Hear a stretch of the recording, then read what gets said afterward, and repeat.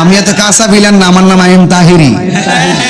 এত ভাই এত কাঁচা ওয়াজ আমি করি না, আমি লাইল বাইন দালিতেছি, যা তাকে কপালে কত হবে সকালে, ঠিক কি না বল?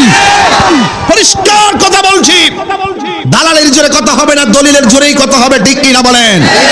এমনিতে আজকে খেতে বসেছিলাম, উমর ফারুক ভাই কোথায় জানি না, খেতে বসেছিলাম, পরে একটা পোলাপান খাওয়ার আগে কৌজের একটা ছবি তুলি, আজ তুমি একটু দূরে যাও, বলছি আমি আসছি, গাড়ি থেকে রেস্ট করো, তুমি এখানে ছবি তুলতে আসছো, দাঁড়াও এদিকে।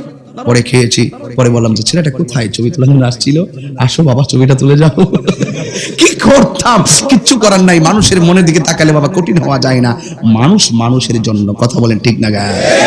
ওদিন গেছি মাহফিল করিমগঞ্জ, করিমগঞ্জ গেছি, চাইয়া দিয়ে এক মাদ্রাসা পুরা ছাত্র আইসা আমার গাড়ি বের দাঁড়াইছে, মাদ্রাসার মুহূর্তে আমি তিনজন আইসে আইসা সামনে পিছে দাঁড়াই গেছে, সাইডে সব এরা মাদ্রাসা ছাত্র, কওমি মাদ্রাসা ছাত্র আর কি। পরে আমার ড্রাইভারে মনে করছে না জানে কি, তাই দুর্বেটা কি, তা তাহিরির প্রতি তাদের কোনো আক্রোশ নাই, আর তাহির সাহেব মনের মাধুরীতে মিশে কথা বলে, আরে ভালো কথা ভালো করে বললো বালা, আর বালা কথা যদি খারাপ করে কইডি খারাপ, কথা কোন ঠিক না বেঠিক?